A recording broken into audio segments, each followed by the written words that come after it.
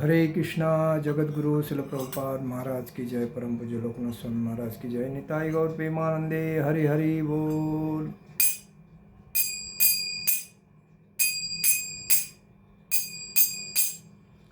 जय राधा माधव कुंज विहारी।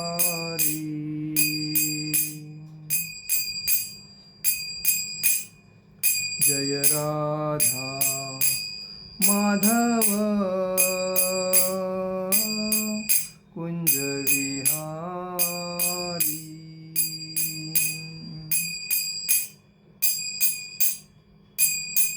गोपीजन वल्लभ गिरिवरधारी।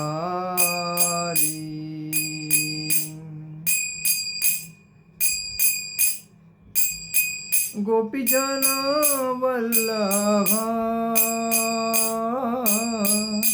गिरिवरधारी। यशोदानंदन ब्रज जनरंजन। यशोदानंदन ब्रज जनरंजन।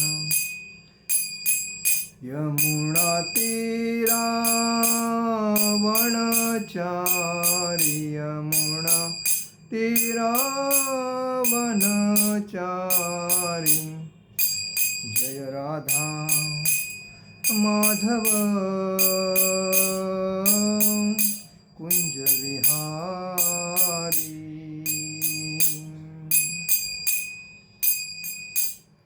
जय राधा माधव कुंज विहारी।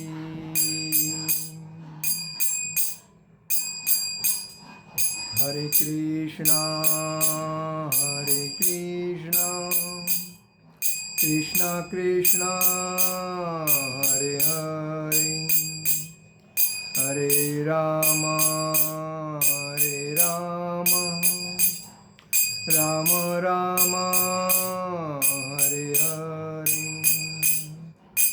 हरे कृष्णा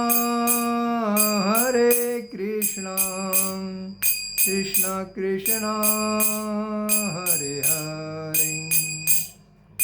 हरे राम राम राम हरे हरे। हरे कृष्णा कृष्णा कृष्णा हरे हरे। हरे राम राम राम हरे हरे। हरे कृष्णा कृष्णा कृष्णा हरे हरे। हरे राम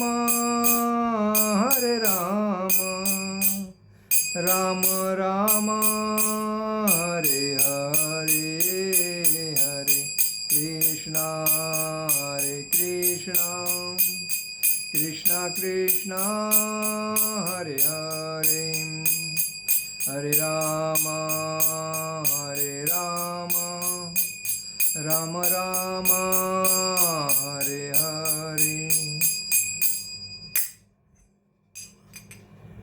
जय ओम विष्णुपाद परमहंस परिव्राजकाचार्य अष्टोत्तर शत इस्कॉन संस्थापक आचार्य शिल कृष्ण कृपा मूर्ति अभय चरणारविंद भक्ति वेदांत स्वामी शिल प्रभुपाद महाराज की जय।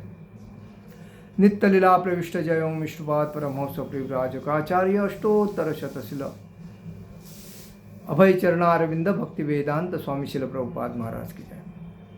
नित्य लीला प्रविष्ट जय ओम विष्णुपाद परमहंस परिव्राजकाचार्य अष्टोत्तर शतशिल भक्ति सिद्धांत सरस्वती ठाकुर शिल प्रभुपाद महाराज की जय। जय ओम विष्णुपाद परमहंस परिव्राजकाचार्य अष्टोत्तर शतशिल गौर किशोर जी बाबा जी महाराज की जय। जय ओम विष्णुपाद परमहंस परिव्राजकाचार्य अष्टोत्तर शतशिल भक्ति विनोद ठाकुर शिल प्रभुपाद महाराज की जय। नित्य लीला प्रविष्ट जय ओम विष्णुपाद परमहंस परिव्राजकाचार्य अष्टोत्तर शतशिला जगन्नाथ जी बाबा जी महाराज शिल प्रभुपाद महाराज की जय। श्री रूप सनातन भट्ट रघुनाथ श्री जीव गोपाल भट्टदास रघुनाथ छठ गोस्वामी शिल प्रभुपाद महाराज की जय। अनंत कोटि वैष्णव वृंद की जय। नामाचार्य शिल हरिदास ठाकुर की जय। प्रेम से कहो श्री कृष्ण चैतन्य प्रभु नित्यानंद श्री अद्वैत गदाधर शिवासादि गौर भक्त वृंद की जय। श्री राधा कृष्ण गोप गोपीनाथ श्याम कुंड राधा कुंड गिरि गोवर्धन की जय। मथुरा वृंदावन धाम की जय। मायापुर नवदीप धाम की जय। द्वारका धाम की जय। अयोध्या धाम की जय। जगन्नाथपुरी धाम की जय। बद्रीनाथ धाम की जय। रामेश्वरम धाम की जय। गंगा माई की जय। यमुना माई की जय। तुलसी महारानी की जय। भक्ति देवी की जय। हरिनाम संकीर्तन की जय। समवेद भक्त वृंद की जय। समवेद भक्त वृंद की जय। समवेद भक्त वृंद की जय। श्री गुरु गौरांग की जय। निताय गौर प्रेमानंदे हरि हरि बोल। ओम नमो भगवते वासुदेवाय। ओम नमो भगवते वासुदेवाय। ओम नमो भगवते वासुदेवाय। नारायणं नमस्कृतं नरो चैव नरोत्तमो देवी सरस्वती व्यासं ततो जयो उदीरये। नष्टप्रायेषु भद्रेषु नित्यं भागवत सेवया भगवती उत्तम श्लोके भक्ति भवती नैष्टिकी। कृष्णाय वासुदेवाय देवकी नंदनाय च नंदगोपकुमाराय गोविंदाय नमो नमः। आप सभी का आज के भगवद गीता के लेक्चर में हार्दिक स्वागत। हम लोग शुरुआत कर रहे हैं भगवद गीता के अध्याय चौथे अध्याय के 26वें श्लोक पे।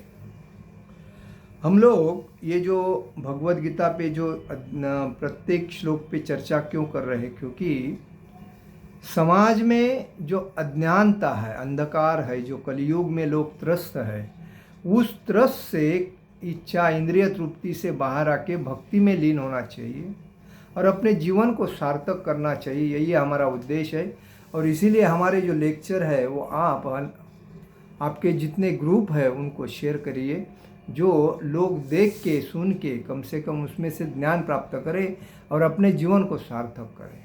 हमारा उद्देश्य इतना ही है, बाकी कुछ नहीं।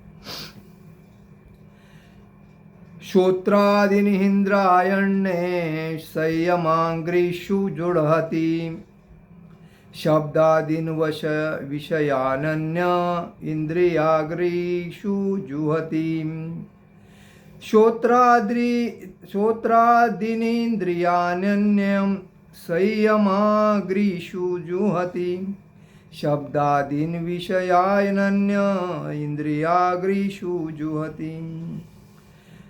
श्रोत्रादीनिन्द्रियानन्यं संयमाग्रीषु जुहति शब्दादि विषयानन्य इंद्रियाग्रीषु जुहति। श्रोत्र आदीनी मतलब श्रोत्र आदि, इंद्रियाणी इंद्रिया, अन्य म्हणजे अन्य, संयम की, अग्रीषु अग्नि में जुहति अर्पित करते हैं, शब्द आदि न शब्द आदि, विषयान इंद्रिय तृप्ति के विषयों को, अन्य म्हणजे दूसरे, इंद्रियों की, अग्निषु म्हणजे अग्नि में जुहति यजन करते हैं।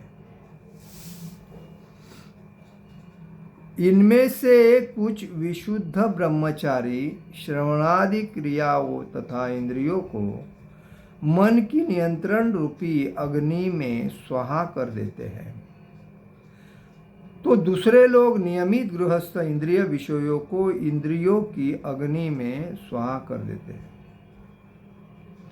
तात्पर्य में शिल प्रभुपाद जी लिखते हैं, शिल प्रभुपाद महाराज की जय।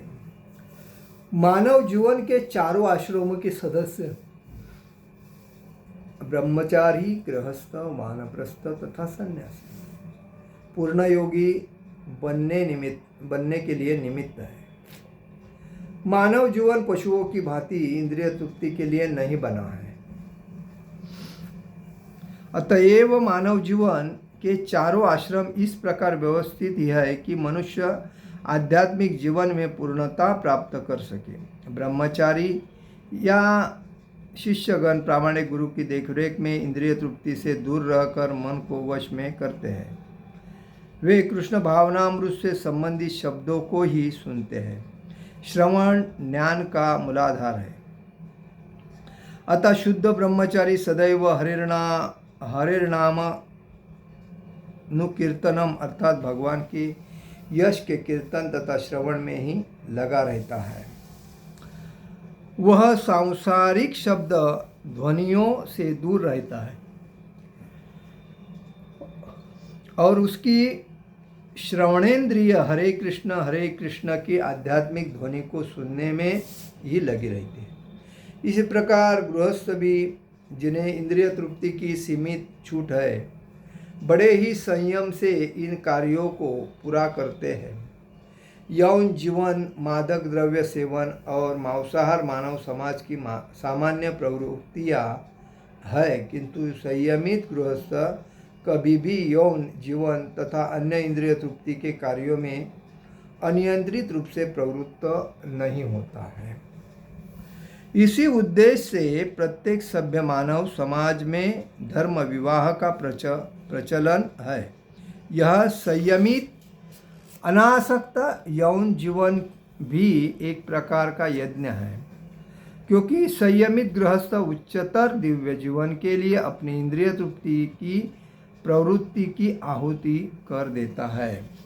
ओम अज्ञानतिमिरान्धस्य ज्ञानाञ्जनशलाकया चक्षुरुन्मीलितेन तस्मै श्रीगुरुवे नमः। श्रीचैतन्यमनोभीष्टं स्थापितं येन भूतले स्वयं रूपकदा मह्यं ददाति स्वपदान्तिकं। वन्देऽहं श्रीगुरु श्रीयुपदकमलं श्रीगुरुवैष्णवाञ्चं श्रीरूपं साग्रजातं सहगण रघुनाथामतं तं सजीवं साद्वैतं सावधूतं परिजनसहितं कृष्णचैतन्यदेवं श्रीराधाकृष्णपादान् सहगण ललिता श्रीविशाखान्वितांचम्। हे कृष्ण करुणा सिंधु दीनबंधु जगत्पते गोपेश गोपिका कांत राधा कांत नमोस्तुते। तप्त कांचन गौरांगी राधे वृंदावनेश्वरी विशुभानुसुते देवी प्रणमामि हरिप्रिये। वाञ्छाकल्पतरुभ्यश्च कृपा सिन्धुवे भवच पतितानां पावनेभ्यो वैष्णवेभ्यो नमो नमः। नमो ब्राह्मण देवाय गो ब्राह्मण हिताय च जगदिताय कृष्णाय गोविंदाय नमो नमः। गुरुवे गौरचंद्राय राधिकाय तदालिये कृष्णाय कृष्ण भक्ताय तदभक्ताय नमो नमः।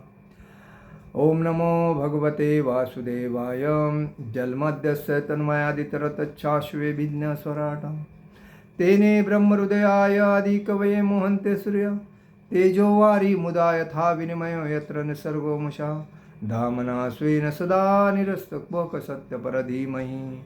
ओम पूर्णमदं पूर्णमिदं पूर्णात् पूर्णमुदच्छते पूर्णस्य पूर्णमादाय पूर्णमेवावशिष्यते। नमो विष्णुपादाय कृष्णप्रेष्ठाय भूतले श्रीमते भक्तिवेदांत स्वामिनिति नामिने। नमस्ते सारस्वती देवे गौरवाणी प्रचारिणे निर्विशेष शून्यवादी पाश्चात्य देश तारिणे। जय श्री कृष्ण चैतन्य प्रभु नित्यानंद श्री अद्वैत गदाधर शिवासादि गौरभक्तवृंदम। हरे कृष्ण कृष्ण कृष्ण हरे हरे हरे राम राम राम हरे हरे। हरे कृष्ण कृष्ण कृष्ण हरे हरे हरे राम राम राम हरे हरे। आप सभी का आज के लेक्चर में, भगवद गीता के लेक्चर पे हार्दिक हार्दिक स्वागत। हम शुरुआत करते हैं आज के लेक्चर में। मनुष्य जीवन का मुख्य उद्देश्य क्या है? मनुष्य जीवन में जो 4 आश्रम दिए हैं, ब्रह्मचारी, गृहस्थ, वानप्रस्थ, सन्यासी, उसका जो महत्व है उसके ऊपर चर्चा करेंगे। जो ब्रह्मचारी का कर्तव्य क्या है, गृहस्थ का कर्तव्य क्या है, वानप्रस्थ का कर्तव्य क्या है और सन्यासी का कर्तव्य क्या है, कितने सालों तक कितने आश्रम में रहना चाहिए और अपने जीवन को कैसे मुक्त करके भगवत धाम जाने के लिए सुनियमित करना चाहिए, उसके ऊपर आज चर्चा करेंगे। श्रोत्रादीनि इंद्रियाण्य संयमांग्रीषु जुहति, शब्दादीन विषयानन्न इंद्रियाग्रीषु जुहति। इनमें से कुछ विशुद्ध ब्रह्मचारी श्रवणादि क्रियाओं तथा इंद्रियों को मन की नियंत्रण रूपी अग्नि में स्वाहा कर देते हैं। तो दूसरे लोग नियमित गृहस्थ इंद्रिय विषयों को इंद्रियों की अग्नि में स्वाहा कर देते हैं। ये क्या है? जैसा ब्रह्मचारी जो होता है, वैसा तो हमारा जो धर्म है वो सनातन वर्णाश्रम धर्म है। हम हिंदू जो है, हिंदू हमें किसी एक प्रांत ने नाम दिया है और इसीलिए हम लोग अपने खुद को क्या बोलते हैं, मैं हिंदू हूँ, मुझे गर्व है। तो हम हिंदू नहीं हैं, हम वैसा तो देवतागण हैं। देवतागण मतलब जो देवता और असुर, इसमें जो फर्क होता है, वैसे देवता है भगवान विष्णु के नौकर है। जैसा सूर्यदेव, चंद्रदेव, इंद्रदेव, वायुदेव, ये जो देवता है ये भगवान के नौकर है, मतलब उनके अंदर में सेवा करते हैं। जैसा सूर्यदेव प्रकाश देता है, वायुदेव हवा देता है, इंद्रदेव पानी देता है, अग्निदेव प्रकाश देता है। तो हमारा धर्म जो है वर्णाश्रम धर्म है। वर्ण मतलब 4, ब्राह्मण, क्षत्रिय, वैश्य, शूद्र, ये 4 वर्ण है हमारे। तो ब्राह्मण का काम ब्राह्मण करता था, क्षत्रिय का काम क्षत्रिय करता था, वैश्य का काम वैश्य करता था, शूद्र का काम शूद्र करता था।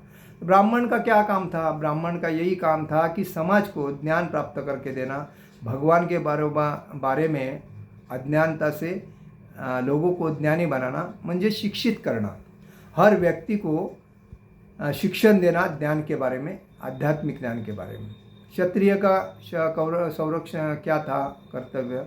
क्षत्रिय का कर्तव्य यही था कि ब्राह्मण की रक्षा करना, वैश्य की रक्षा करना, शूद्र की रक्षा करना, समाज की रक्षा करना और समाज की जो घड़ी है उसको सुरक्षित पारदर्शक एकनिष्ठता से चलाना और संरक्षण करना, ये क्षत्रिय का काम। वैश्य का काम क्या था? वैश्य का काम यही था कि खेती करना, अन्न धान्य का पुरवठा, ब्राह्मण, क्षत्रिय, शूद्र को पुरवठा करना। कोई भी अपने समाज में, कोई भी किसी घर में भूखा सोया नहीं होना चाहिए। उसके घर में उसके बाल बच्चों को, परिवार को भरपेट अन्न धान्य मिलना चाहिए, उसकी उत्पत्ति करना, ये वैश्य का काम था। और शूद्र का काम क्या था? शूद्र का काम यही था कि ब्राह्मण की सेवा करो, क्षत्रिय की सेवा करो, वैश्य की सेवा करो। जो नौकरी करते हैं, जो नौकर होते हैं, उनको शूद्र कहा जाता है। जो शूद्र मतलब जो एकदम नीचे की ग्राउंड, जैसा कि भगवान विष्णु है, उनका जो चेहरा है वो ब्राह्मण है, उनके जो बाहु है वो क्षत्रिय है, उनको जो पेट है वो वैश्य है और वो जो चरण है वो शूद्र है। तो ये शूद्र जो जात है वो उसमें तमोगुण भी होते हैं, रजोगुण भी होते हैं, और वो नौकरी में अपना ज़्यादा, बिजनेस में अपना ज़्यादा ध्यान देते हैं। ज़्यादा करके शूद्र लोग नौकरी ही करते हैं और अपना घर प्रपंच चलाते हैं। तो ये 4 वर्ण हो गए। तो 4 वर्णों का ये काम समाज को हमारे मनु संहिता में दिया है। और ये मनु संहिता अगर हमारे देश स्वतंत्र होने के बाद या पहले मनु संहिता में ही हमारी सर्व रीति रिवाज चलता था। लेकिन हमारे देश में जो अंग्रेज़ों ने राज्य किया, ब्रिटिशों ने राज्य किया, मुग़लों ने राज्य किया, मुसलमानों ने राज्य किया, ऐसा राज्य करते करते जो सनातन वर्णाश्रम धर्म की जो मुख्य जो नालंदा विद्यापीठ जो बिहार में था, उसमें पूर्ण सामग्री जो थी वो उसको भस्म कर दी। और भस्म करने के वजह से आग लगाई, वो आग कम से कम 6 महीने तक जल रही थी। इतने हमारे ग्रंथ जो थे वो ग्रंथ जल के खाक हो गए। और उसमें ब्राह्मण का पहला ब्राह्मण सतयुग में,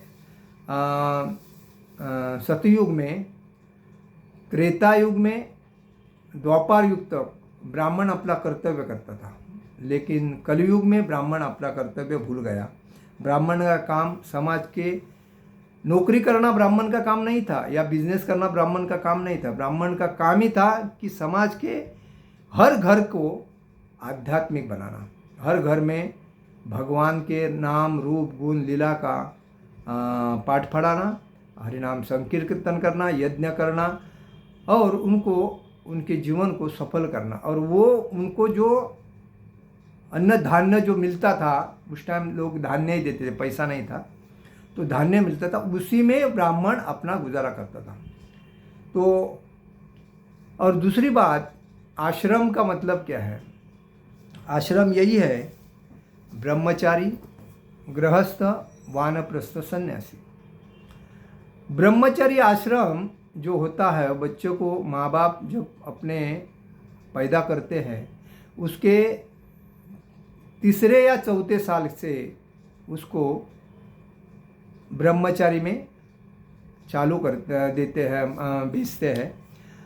वैसा तो पहले ज़माने में अपने यहाँ सब गुरुकुल थे, और गुरुकुल में जो भी बच्चे 3-4 साल में जाते थे, उनको पूर्णतः ज्ञान दिया जाता था, आध्यात्मिक, माता पिता के ऊपर संस्कार, माता पिता की सेवा कैसी करनी चाहिए, वडीलधारी व्यक्ति के साथ कैसा उठवा व्यवहार करना चाहिए, और अपना जीवन जो आगे है कैसा बिताना चाहिए। तो ब्रह्मचारी जो जीवन है, तो 1 से लेकर 25 साल तक वो जो होता है, मतलब कुमार अवस्था, बाल अवस्था, और दूसरी मतलब यंग अवस्था, तो इसमें आ जाता है वो। वैसा तो माता पिता अपने बच्चों को अगर अच्छा बनाना चाहिए, मैं ये भी बोलता हूँ, जिस माता पिता ने अपने बच्चों को संस्कारिक बनाना है और समाज में कुछ करने के लिए उसको अच्छा तैयार करना है, तो अपने पास कभी रखना नहीं चाहिए। माता पिता ने उसको गुरुकुल में ही डालना चाहिए, और गुरुकुल में डालने के बाद वहाँ जो शिक्षण देता है उसको 6 महीने में या 3 महीने में जाके उसको एक बार मिल के आके देखना चाहिए, तो साल में एक बार। लेकिन जो बच्चा अपने पास रहता है वो हमेशा लाड़ प्यार से गलत रास्ते में जाता है, और इसीलिए अपने माता पिता ने 5 साल का बच्चा होने के बाद सीधा उसका एडमिशन गुरुकुल में लेना चाहिए। गुरुकुल कौन किसका होता है? जो आध्यात्मिक मंदिर होते हैं भगवान के, उनके अंडर में गुरुकुल की स्कूल होते हैं, उसके अंदर एडमिशन लेना चाहिए। उसमें कोई कोई गुरुकुल जो होते हैं वो फ्री सिखाते हैं, कोई कोई गुरुकुल चार्ज लेते हैं। वृंदावन में तो गुरुकुल बहुत से फ्री सिखाते हैं, लेकिन आजकल हर जगह पे कोई कोई गुरुकुल फीस लेते हैं। लेकिन पहले ज़माने में जो गुरुकुल थे वो फ्री थे, इसीलिए हर जगह पे सरकारी स्कूल थे, और सरकारी स्कूल में हमेशा गुरुकुल जैसा ही शिक्षण दिया जाता था। लेकिन जब से राजकीय लोगों में गुंड लोग राजकारणी बनने लगे, अपने स्वार्थ के वजह से, हम दादागिरी की वजह से, पैसे के और लोभ के वजह से, तब से ये जो स्कूल जो थे वो ऑटोमेटिक बंद होते गए, और वो लोगों ने अपने अपने खुद के स्कूल तैयार किए। और तभी जो गरीब जनता जो फ्री में सीख रही थी बीएमसी में या कोई म्यूनसिपैलिटी में, तो उनका जीवन मतलब अलग अलग पढ़ाई हो गई। तो लोग आजकल क्या करते हैं, उसने प्राइवेट में डाला इसके लिए मैं प्राइवेट में डाल रहा हूँ, ऐसा बल्कि अपने बच्चों को गधे बनाते हैं। गधा का मतलब क्या है? पढ़ लिख के सुशिक्षित गधा, जो पैसा कमाने के लिए उसको रेस का घोड़ा बनाते हैं। तो ये मूर्खता है। वैसा तो अपना जीवन का खर्चा बच्चों का भविष्य तभी होता है जब बच्चों को आध्यात्मिक ज्ञान मिलता है। जिस बच्चों को आध्यात्मिक ज्ञान नहीं है उस बच्चे का पढ़ लिख कर जीवन भी बेकार ही है। आज देखिए समाज में कितने ऐसे लोग हैं, अच्छे अच्छे पढ़े, डॉक्टर है, इंजीनियर है, एमबी है, एमडी है, अलग अलग है, लेकिन उनके माता पिता आश्रम में है। क्यों है? क्योंकि वो बच्चों को आध्यात्मिक ज्ञान नहीं। आध्यात्मिक ज्ञान होने से उनको माता पिता का, जैसा भगवान राम जी, लक्ष्मण जी, सीता जी, उन्होंने अपने पिता का एक आदेश, पिता ने कहा आपकी माँ बोल रही है आपको अरण्य जंगल में जाना चाहिए 14 साल वनवास के लिए, तो उसने बोला बस इतना ही, मेरे को जंगल में जाना है वनवास के लिए। अरे पिताजी इसमें तकलीफ क्या है, अब भी निकल रहा हूँ। पूरा सब निकाल के साइड में रख के पिताजी के आदेश को, क्योंकि ये आध्यात्मिकता, भगवान होने के बाद भी उनको जंगल में जाके 14 साल वनवास सहन करना पड़ा। और हम लोग अभी इंसान होने के बाद थोड़ा भी तकलीफ होता है तो हमें परेशानी आ जाती है। किसी अगर पिताजी या भाई ने अगर कुछ बोला तो उसके बदन पे जाते हैं। तो हमारे संस्कार कैसे बिगड़ गए? क्योंकि हमें किसी ने आध्यात्मिकता का नॉलेज नहीं दिया। तो आश्रम में 4 होते हैं ब्रह्मचारी, जो 5 साल से लेके 25 साल के अंदर ब्रह्मचारी रह के वो गुरु के आदेश में सब ज्ञान प्राप्त करता है। भगवान श्री कृष्ण, भगवान बलराम, ये भी सांदीपनि मुनि के आश्रम में गुरुकुल में थे। भगवान होने के नाते भी वो गुरुकुल में पढ़े, उनको कोई पढ़ने की ज़रूरत नहीं, क्योंकि वो आत्म साक्षात्कारी ऑलरेडी भगवान थे। राम जी भी गुरुकुल में पढ़े, राम और लक्ष्मण, वैसे कृष्ण और बलराम भी गुरुकुल में पढ़े। लेकिन हमारे जीवन में गुरुकुल का नाम लेते ही कोई बोलेगा अरे इंग्लिश मीडियम डालो, इंग्लिश मीडियम में अच्छा सिखाए, पढ़ाई लिखाई होता, बच्चा कल अच्छा इंग्लिश बोलेगा तो कोई जॉब अच्छा मिलेगा, तो लाख रुपया सैलरी लेगा तो तुम्हारा जीवन एकदम मस्त हो जाएगा। लाख रुपया सैलरी लेके बच्चा माँ बाप को घर में थोड़ा रखेगा। वो बोलेगा बीबी के साथ मेरे को एंजॉयमेंट करने को कभी मिलेगी, ये दोनों अगर बीच में रहेंगे तो मैं क्या करूँगा? तो उनको पहला भगाएगा आश्रम में। तो यही स्थिति आज पर हर जगह पे चल रही, या गांव में भेजेगा या आश्रम में भेजेगा, यही बात है, बाकी कुछ नहीं। तो इसीलिए वो भगवान होने के बाद गुरुकुल में पढ़ लिख के आगे अपना जीवन बिताए। लेकिन आजकल के माता पिता अपने बच्चों को अपने से बाहर रखना नहीं चाहते। मेरा बच्चा मेरे आंखों के सामने होना चाहिए। जो बच्चा अपने आंखों के सामने रहता है वो लाड प्यार से खराब ही होता है, दूसरे के संगति में खराब जाता है। लेकिन बाहर रखने से बच्चा, अगर उधर का वातावरण अच्छा है, उधर के से टीचर अच्छे है, रहनीमान अच्छी है, खाना पीना अच्छा है, तो माँ बाप ने विदाउट टेंशन में आराम से रहना चाहिए। क्योंकि गुरुकुल में बच्चों की कदर ज़्यादा की जाती है, उसको तकलीफ नहीं होता है। और उनके माता पिता जब उनके कांटेक्ट में रहते हैं तो उनको आध्यात्मिकता, पूजा पाठ कैसी करनी है, श्लोक कैसा पढ़ना है, उसके बाद भगवत गीता, श्रीमद् भागवतम, चैतन्य चरितामृत, महाभारत, रामायण, सभी उसको ज्ञान आध्यात्मिकता का मिलता है। प्राइवेट स्कूल में क्या दिखते हैं? प्राइवेट स्कूल में खाली 1-2 बुक्स पढ़ते हैं, उसको एक साथ रटते हैं और वो बोलते हैं हम भी इंग्लिश आध्यात्मिकता सिखाते हैं स्कूल में। और क्योंकि उनके स्कूल से बच्चे बंद नहीं होना चाहिए, इसके लिए वो लोगों को मूर्ख बनाते हैं। लेकिन रियली गुरुकुल अलग होता है, वो तो अपना बिजनेस कर रहा है अपना पेट पालने के लिए, लेकिन गुरुकुल होता है। आज देखिए वृंदावन जैसे स्थान में 101 गुरुकुल है, 101 प्राइवेट स्कूल भी है और 101 इंटरनेशनल स्कूल भी है। अभी हमारे जो इस्कॉन संस्था के जो गुरुकुल है उसको इंटरनेशनल गुरुकुल बोलते हैं। उसमें विदेश की भी जानकारी, इंग्लिश और इंडिया सभी तरह की उनको ज्ञान देते हैं। इसलिए अगर इस्कॉन के गुरुकुल में अगर डालते हैं तो बच्चा का भवितव्य ही उज्ज्वल है, क्योंकि शिल प्रभुपाद जी ने वैसा किया। अभी हमारी इस्कॉन की जो यूनिवर्सिटी बन रही है, जो यूनिवर्सिटी का अभी काम चालू है, तो यूनिवर्सिटी बनने के बाद पूरा उसको नॉलेज मिलेगा। तो ये बात आज ही 5 साल का बच्चा हो गया तुरंत उसको उधर भेजना चाहिए। बच्चा जितना अपने से लंबा रहेगा उतना अच्छा रहेगा, जितना नज़दीक रहे उतना बिगड़ जाएगा। आज देखिए गांव में हम जाते हैं और देखते हैं एक एक का बच्चा, उसकी हालत देखो क्या क्या होती है। वो अपने माँ बाप के प्यार मोहब्बत में पूरा बिगड़ जाता है और माँ बाप को उल्टा मारने को आता है, उनको उलट बोलता है। तो माँ बाप का वैल्यू क्या है? वो बच्चे को ना माँ बाप को संस्कार है तो बच्चे को क्या देंगे संस्कार।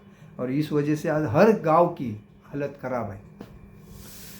तो कहने का मतलब है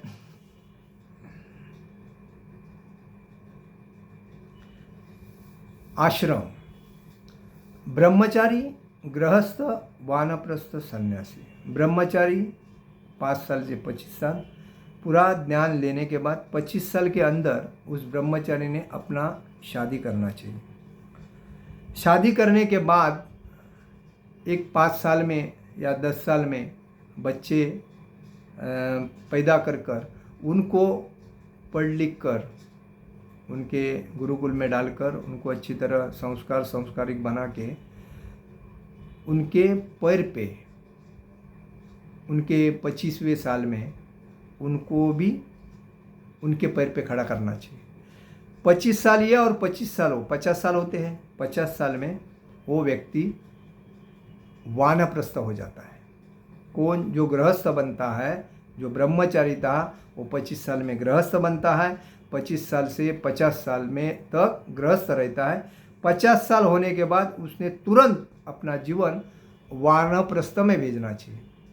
जो 50 से लेके 75 साल तक हमारा जीवन वानप्रस्थ मतलब घर में सब इनकम करने का वो व्यक्ति स्टॉप करता है। वो अपने जीवन को सीधा भगवान को समर्पित करता है। पत्नी, बाल बच्चे, प्रॉपर्टी, पद, प्रतिष्ठा, प्रसिद्धि, बैंक बैलेंस जो भी है अपने बाल बच्चे के नाम पे देता है, पत्नी के नाम पे देता है। और उनको बोलता है बाबा तुम लोग संभालो, मैं अभी भक्ति करूँगा, मेरे को भक्ति से बाकी कुछ करना नहीं है, भक्ति करूँगा क्योंकि उसके आगे का जीवन मेरा भगवान के लिए समर्पित है। अभी इतना 25 साल आपके लिए समर्पित किया मैंने, अभी इसके आगे का जो जीवन है मेरा भगवान के है। इसलिए कहते हैं जो व्यक्ति इनकम करता है उसमें का 50% भाग भगवान को समर्पित करना चाहिए, क्योंकि भगवान ने हमें सब कुछ दिया है। हम आने के टाइम पे नंगे आए थे, हाथ खाली हाथ लेके, जाने के टाइम पे खाली हाथ करके नंगे ही जाएंगे। हमने लाया कुछ नहीं था लेके नहीं जाए, सब भगवान ने अरेंजमेंट करके रखी, हम खाली उसका उपभोग किया। और उपभोग करने के बाद हमारा फर्ज बनता है कि भगवान को जो भी कुछ दिया है उसको समर्पित करना, क्योंकि इसमें कहा गया है ईशावादम मिदम सर्वम यत्किंची जगता जगत। ये जग जो पूरा है भगवान का है। ये जो भी कुछ आपको दिखता है आपका इसमें कुछ भी नहीं है, ना माता का, ना दादा का, ना परदादा का, ना किसी का, ये सब भगवान का है। लेकिन अपने स्वार्थ के वजह से लोगों ने अपने नाम पे करके लिया। इसलिए कहा जाता है उसमें जितना जो है उतना आपके काम के लिए जितना उपयोगी पड़ता है उतना आपको यूज़ करके वापस साइड करना है, आपके नाम पे कुछ नहीं लेके जाए हुए। तो ईशावादम इदम सर्व यत्किंची जगता जगत तेन त्यक्तेन। तो जो आपको लगता है उतना ही आप उसको में से लेना है, आपको यूज़ करना है, वापस उससे रखना है। जैसा जिसका रूम हम भाड़े पे लेते हैं उसमें 11 महीने तक रहते हैं, उसके बाद उसको लॉक करके वापस दूसरी जगह पे जाते हैं, बराबर। तो वही बात है इस संसार में है। हम लोग है, हमारा मुख्य घर है भागवत धाम, और ये हम भाड़े पे आए हैं 100 साल जीने के लिए मनुष्य जीवन में। लेकिन मनुष्य जीवन का मुख्य काम क्या है? अन्न, वस्त्र, निवारा और भक्ति, ये 4 है। भगवान ने तीनों गुण दिया, अन्न, वस्त्र, निवारा दिया है, लेकिन भक्ति करने का हमारे ऊपर सब कुछ है। लेकिन हम भक्ति करना नहीं चाहते क्योंकि हमारे पास भक्ति करने के लिए टाइम नहीं। बाकी टिंगल टवाड़ी दूसरे की बातें करने के लिए, सब कुछ करने के लिए हमारे पास टाइम है, इंजॉयमेंट करने के लिए, परिवार को लेके घूमने के लिए, सब कुछ टाइम है। लेकिन भगवान का नाम अगर जप करने के लिए बोला हरे कृष्णा कृष्ण कृष्ण हरे हरे, हरे राम राम राम हरे हरे, ये अगर बोलने को बोला और एक जगह पे बैठ के चैंटिंग करने को बोला तो टाइम नहीं। ये हमारा मूर्खता है। तो वानप्रस्थ जो है वो 50 साल के बाद 75 साल तक वानप्रस्थ होता है। और 75 साल वानप्रस्थ होने के बाद भक्ति के सब किसी गुरु के साथ गुरु को पकड़कर उससे उसके नाम का जप करना, उसके बाद उससे दीक्षा प्राप्त करना, दीक्षा के बाद भक्ति करना, भक्ति में दृढ़ होना, नियमों का पालन करना। मतलब जो 4 नियम है, मतलब मांस मच्छी मदिरा, मांस नहीं खाना है, मदिरा नहीं, दारू नहीं पीना है, परस्त्री संभोग नहीं करना है, जुआ नहीं खेलना है और हमेशा 16 माला से ऊपर जप करना है। ये 4-5 नियम जो है उसको तंतोतंत। मांस नहीं खाना है, इसका मतलब उसमें बीड़ी, सिगरेट, तंबाकू, चाय, लहसुन ये भी आया। मांस का मतलब वो है मांस, मच्छी ये कोई भी चीज़ में नहीं खाना है, क्योंकि वो असुर योनि का खाना है, वो नियम में आता है।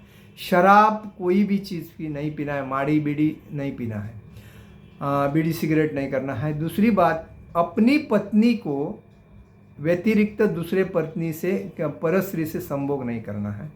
और हमेशा हमें 16 माला से ऊपर जप करना चाहिए। तो ये उसमें नियम आते हैं। तो जो व्यक्ति 5 साल से करता है उसके लिए तो एकदम हाईवे बन जाता है वो। लेकिन जब आगे आगे जाके जब करता है उसको थोड़ा पहला तकलीफ होता है, बाद में वो कन्वर्ट हो जाता है। तो उसके बाद जब ये सब हो जाता है तो वानप्रस्थ होने के बाद उसको 75 से 100 साल, ये जो उम्र उसकी है वो संन्यास ग्रहण करने की है। यह आश्रम में सर्वश्रेष्ठ अगर आश्रम कौन सा है तो संन्यास आश्रम है। इसलिए पहले ज़माने में साधु सन्यासी बन के अपना जीवन बीतते थे, कोई किसी का गृहस्थ नहीं बनते थे। तो अभी जिस कलयुग में आज भी लोग संन्यास ग्रहण करते हैं। ये नहीं है कि हमारी जो इंद्रिया है, इंद्रिया मतलब मन की जो इच्छाएं है, जो भोग करने की, मतलब लैंगिकता करने की, कोई चीज़ पाने की, कोई खरीदने की, कोई लालसा जो रहती है, ये सब स्टॉप करना चाहिए। उस टाइम सब स्टॉप। मैं मेरे लिए कुछ नहीं करूँगा, जो भी मैं करूँगा भगवान को मेरा जीवन समर्पित किया हूँ, तो मैं जो भी करूँगा भगवान के लिए करूँगा। लोग मुझे हंसेंगे क्योंकि अज्ञानता 90.19% समाज में अज्ञानता है, अंधेरा है। और 1% 0.01% इस ज्ञान लोगों के पास है। और इस वजह से जो ज्ञानी होता है 50 के बाद कभी भी अपने संसार में नहीं रहता। वो देखो, बड़े बड़े उद्योगपति भी अपनी संपूर्ण जवाबदारी दूसरे के हाथ में देकर सीधा संन्यास ग्रहण करके भक्ति में आ जाते हैं, क्योंकि उनको मालूम है जीवन का अभी हमारा जो 50 साल चला गया, अभी इसके आगे जो हमारा जीवन है वो भगवान के लिए समर्पित होकर भगवान के भक्ति में जाना चाहिए। नहीं तो फिर हमारा वापिस पुनरच जन्म पुनरच मरण ये चक्कर में फंस के हम वापिस कोई कुत्ते के, बिल्ली के, सुअर, डुकर के या कोई शेर के अलग अलग 84 योनि में हम प्रवेश करेंगे। तो ये जो मनुष्य जीवन मिला है, भागवत में स्पष्ट बताया है, यह अलौकिक अनमोल है। और इसका जो ज्ञानी व्यक्ति है उसका पूरेपूर फायदा लेके अपने को भगवान को समर्पित करता है। तो अपने नज़दीक जो मंदिर होता है भगवान राधा कृष्ण का, उसमें जाके अपने को समर्पित करके उधर के भक्तों से मिलना चाहिए। हमारे पास टाइम रहता है, संडे को रहता है, शनिवार को रहता है, 2 दिन टाइम रहता है। उस टाइम जाके उनके अंदर मिल के उधर का प्रसाद पाके उनसे माला बिला लेके ग्रंथ वगैरह पढ़ के भगवान को अपने को समर्पित करना चाहिए। हम जब समर्पित हो जाते हैं तो हमारे बच्चे हमको देख के वो हमारे पीछे आते हैं। बच्चे जब आते हैं तो हमारे पोते जो होते हैं वो पोते आते हैं। तो ये जो परंपरा है अपने से चलती है। तो कहने का मतलब है, तो ये संन्यास आश्रम जो होता है, तो सन्यासी जो होता है वो भगवान का पार्षद होता है। पार्षद का मतलब क्या है? जैसा सरकार का एक पार्षद होता है। सरकार एक पंतप्रधान है, पंतप्रधान के बाद एक मुख्यमंत्री है, मुख्यमंत्री के बाद उसके अंडर में जो सेवक रहते हैं जैसे मंत्री, उसके बाद खासदार, आमदार, नगर सेवक, बराबर है।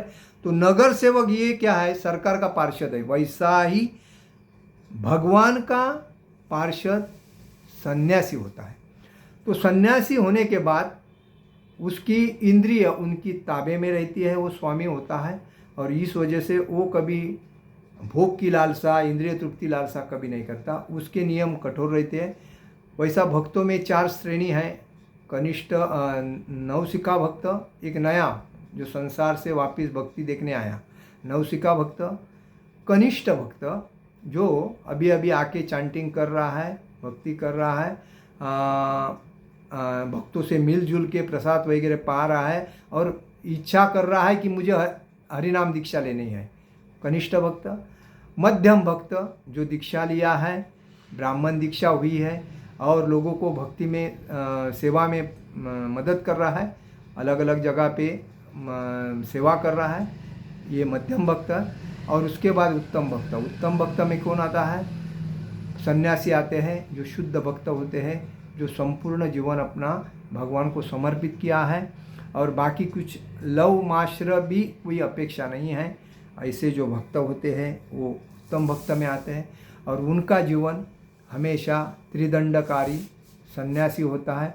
वो हमेशा अलग अलग एरिया में एक ही जगह पे नहीं रहते हैं, अलग अलग जगह पे जाके अपने भक्ति का प्रचार करते हैं और भक्ति का प्रचार करते करते वो भक्तों को भक्त बनाते हैं। समाज में जो अज्ञान है उधर प्रकाश देते। जैसा सूर्य जिधर सूर्य का किरण पड़ता है उधर अंधेरा भी प्रकाशित हो जाता है, और जिधर अंधेरा होता है वो तो अंधेरा ही है। तो अंधेरे से उजाले में लाने का कार्य कौन करता है? पार्षद लोग करते हैं। तो इसीलिए संन्यास आश्रम सबसे श्रेष्ठ आश्रम है और वो हर व्यक्ति को लेना चाहिए। गृहस्थ जीवन में, पशु जीवन में तो कोई ले नहीं सकता, लेकिन मनुष्य जीवन में गृहस्थ बनने के बाद या ब्रह्मचारी से डायरेक्ट सन्यासी बन सकता है। जो ब्रह्मचारी शादी नहीं करता है तो उसका वानप्रस्थ नहीं होता है, तो सीधा ब्रह्मचारी बन के वो कोई परस्त्री या स्त्री से संपर्क नहीं करके वो भक्ति में दृढ़ होके वो डायरेक्ट सन्यासी बन सकता है। तो ये बात है। तो सन्यास आश्रम महत्व का है। उसके बाद ब्रह्मचारी या मानव जीवन के चारों आश्रमों में ब्रह्मचारी, गृहस्थ, वानप्रस्थ या तथा सन्यासी पूर्ण योगी बनने निमित्त है। मानव जीवन पशुओं की भांति इंद्रिय तृप्ति के लिए नहीं बना है। आज देखिए लोग क्या करते हैं, पशु के जैसे अपनी पत्नी मिली है, दिन रात अपना पत्नी के साथ अपना भोग कार्य करना चाहते हैं। तो ये जानवर जैसा नहीं है काम। इसलिए बोलते हैं मनुष्य ने पत्नी अगर की है तो पत्नी उसी टाइम उसका उपभोग लेना चाहिए। अगर हमें पुत्र प्राप्ति करनी है या पुत्री प्राप्ति करनी है तभी ही अपने पत्नी के साथ भोग की वासना रखनी चाहिए, नहीं तो उसको टच नहीं करना चाहिए। वो आपकी अर्धांगिनी है, आपके उतना ही उसका अधिकार है, वो ठीक है, लेकिन भोग की लालसा। अभी आज लोग क्या करते हैं, एक बच्चा हुआ, 2 बच्चा हुआ, ऑपरेशन करते हैं और बाद में बूढ़ा होने तक उसके साथ भोग करते रहते हैं। ये आप कितना पाप करके ले रहे हो आपके जीवन में, तो उसका परिणाम आपको अपने जीवन में भोगना पड़ता है। बीमारी से, तकलीफ से, लॉस से, अलग अलग एक्सीडेंट से, अलग अलग। क्योंकि आप क्या कर रहे हैं, अपने पैरों के ऊपर अपने हाथों से कुल्हाड़ी मार के ले रहे हैं। उससे बेटर है अगर भोग की वासना ज़्यादा है तो आप अपने बच्चे 2 ही मत करो, 4 करो, 8 करो, 10 करो, क्योंकि जितना भोग करोगे उतने बच्चे पैदा होंगे। जितने बच्चे पैदा होंगे तो पहले आपको थोड़ा तकलीफ होगी, लेकिन आगे का जीवन अपना सुजलाम सुफलाम हो जाएगा। जिसके बच्चे ज़्यादा होते हैं उसके घर पे कोई वक्र नज़र करके नहीं देखता है, और जिसके घर में एक ही बच्चा है, 2 बच्चे हैं, उसकी तो आटी लगाते हैं लोग। आज देखो मुसलमान लोग अपने घर में बच्चे बूढ़ा होने तक पैदा ही करते रहते हैं। उनके घर के बच्चे माता जी 80 साल की हो गई तो भी बच्चा पैदा होता है। तो उनको भोग की लालसा है, वो मांस खाते हैं, तो उनको वो बोलते हैं भगवान देता है छप्पर फाड़ के, तो वो निकालते हैं। तो वैसा अगर भोग की लालसा है तो व्यक्ति बच्चे पैदा करने के लिए भोग कर सकता है। अगर लालसा नहीं है, और दूसरी बात, हमारे लोगों में एक अज्ञानता है कि हम 2, हमारे 2, हम 2, हमारा 1, ये मूर्खता है। हमें कम से कम 5 के या 7 के या 10 के ऊपर बच्चे पैदा करने चाहिए, क्योंकि जब हम बच्चे पैदा करते हैं तो हमारा काका का रिलेशन, मामा का रिलेशन, आते का रिलेशन, मौसी का रिलेशन, ये सब रिलेशन आते हैं। एक बच्चे में और दो बच्चे में क्या काका और क्या मामा और कौन सी मौसी क्या पता पड़ेगा, ये याद रखो। तो इसीलिए कम से कम पत्नी को समझाओ, उसको खाना पिला खिलाओ, उनको थोड़ा व्यायाम करने को लगाओ। वो जब एक्सरसाइज करेगी, वॉकिंग करेगी, बैठका मारेगी, चलेगी, कुछ मजबूत वगैरह खाएगी, तो वो आनंद महसूस हो जाएगा। लेकिन 1-2 बच्चा अपने लिए घातक है। कभी भी 1-2 बच्चे पे स्टॉप नहीं करना चाहिए। कम से कम 5 या 10, पहले ज़माने में लोग 10, 12, 15 बच्चे तैयार करते थे, कोई उसमें कुछ तकलीफ नहीं होता था, क्योंकि उनका व्यायाम भी था और वो दोनों मजबूत भी थी। अभी का एक बच्चा पैदा होने के बाद दूसरा एकदम हवा के जैसा गर्क करके फुरता है और बाद में बोलता है फेंकने को हो गया। ऐसा मत करो, क्योंकि उसको डॉक्टर इलाज वगैरह करके उससे कम से कम 5 के ऊपर तो बच्चे पैदा होने चाहिए। ये आपका रूल होना चाहिए, तभी आपको भी आनंद आएगा, उसको भी आनंद आएगा जीवन में। और बच्चे कम से कम ज़्यादा होने चाहिए। तो दूसरी बात है, कृष्ण भावनामृत से संबंधित शब्दों को ही सुनते हैं। जो ब्रह्मचारी होते हैं वो हमेशा भगवान के प्रति, भगवान के नाम रूप गुण लीला के बारे में सुनते हैं। वो हमेशा चांटिंग में रहें। वो बाकी गृहस्थ के बारे में या दूसरे के बारे में चर्चा नहीं करें। गृहस्थ जो एकनिष्ठ होता है वो हमेशा पड़ोसी के बाजू में क्या हो रहा है, दूसरे के घर में क्या हो रहा है, वो कभी देखेगा नहीं। वो अपने घर में अपने पत्नी बाल बच्चे का भवितव्य देखेगा, अपना जो कुछ मिलता है उसमें आनंद रहेगा और भगवान को समर्पित रहेगा। गृहस्थ वानप्रस्थ वही करेगा कि अपने जीवन को घर से लंबा जाके एकांत में रह के भक्ति करेगा। और संन्यास का व्यक्ति अपने आश्रम में रह के अलग अलग एरिया में जाके भक्तों को भक्ति में प्रवृत्त करेगा लाने के लिए। तो सांसारिक शब्द ध्वनियों के से दूर रहता है और उसकी श्रवणेन्द्रिय हरे कृष्ण के आध्यात्मिक ध्वनि को सुनने में लगी रहते हैं। इसी प्रकार गृहस्थ भी इंद्रिय तृप्ति की सीमित छूट है। इंद्रिय तृप्ति की सीमित छूट क्या है कि वो पत्नी के लिए खाली पुत्र प्राप्ति के लिए छूट कर सकता है। पत्नी क्यों बनाए दिए जाती है? क्योंकि अपना संसार बढ़ने के लिए। एक वेल होती है, उसको किसी का आधार रहता है, और ये पेड़ होता है, उसी को किसी का आधार होता है। तो ये दोनों का मिलन होता है, तो उसमें से भोग की वासना होती है। तो उस भोग की वासना से पुत्र प्राप्ति होने के लिए शादी की जाती है। उसके बाद इसलिए इंद्रिय तृप्ति की सीमित छूट है। वो खाली भोग करने के लिए छूट है उसके लिए, और वो संयम से इन कार्यों को पूरा करते हैं। यौन जीवन, मादक द्रव्य सेवन किंवा मांसाहार मानव समाज की सामान्य प्रवृत्तियाँ है। मनुष्य जीवन में मांसाहार या मादक शराब वगैरह नहीं पीना चाहिए। ये मादमी लोग राक्षसी यौनी के होते हैं, तभी उनको ये आदत लगती है। प्रत्येक सभ्य मानव समाज में धर्म विवाह का प्रचलन है। यह संयमित अनासक्त यौव जीवन भी एक प्रकार का यज्ञ है।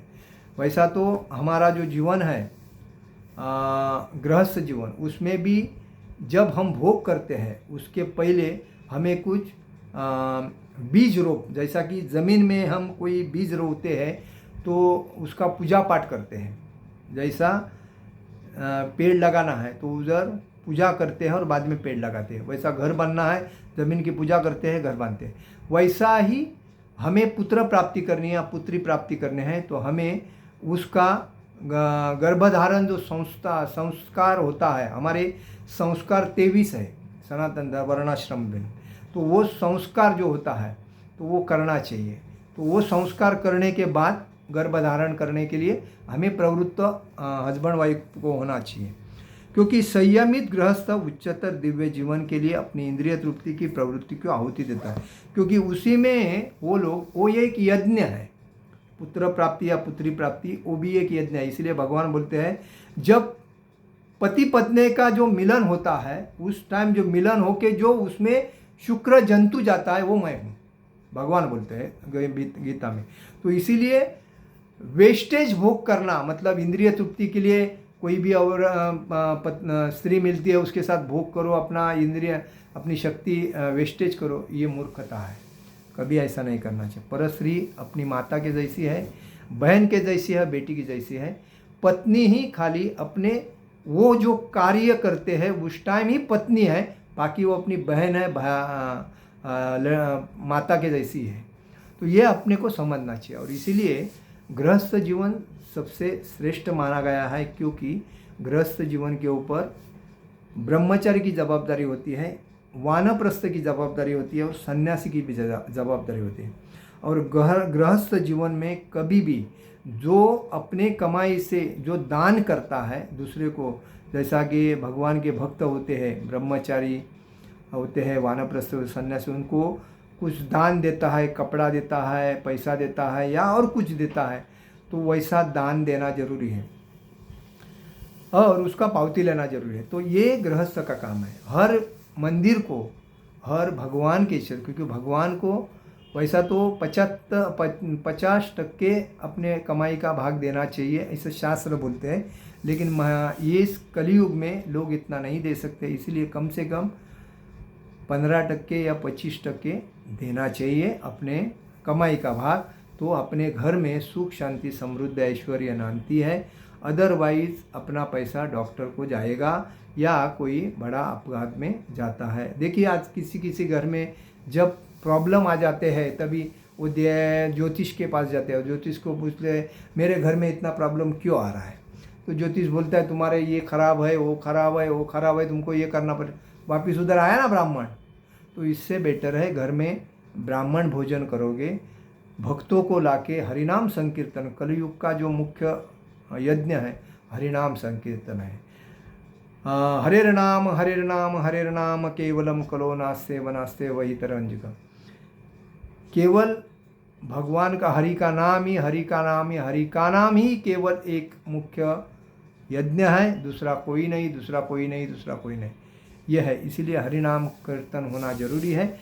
हम जब करते हैं तो आजू बाजू वाला देख के करता है। ऐसा समाज में बाबा बुआ ऐसे जो मंदिर होते हैं उसमें कभी श्रद्धा नहीं रखना चाहिए, उनको कभी पैसा नहीं देना चाहिए।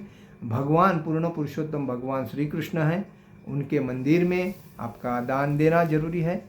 तो उनको जब देते हैं तो सभी देवता को दान प्राप्त होता है। जैसा कि हम जहाँ पेड़ के मूल को पानी देते हैं तो सब जगह पे जाता है, वैसा उनको उनकी सेवा करने से सभी देवता प्रसन्न होते हैं। हरे कृष्णा कृष्ण कृष्ण हरे हरे, हरे राम राम राम हरे हरे। जगत गुरु शिल प्रभुपाद महाराज की जय, परम पूज्य लोकनाथ स्वामी महाराज की जय, निताय गौर प्रेमानंदे हरि हरि बोल।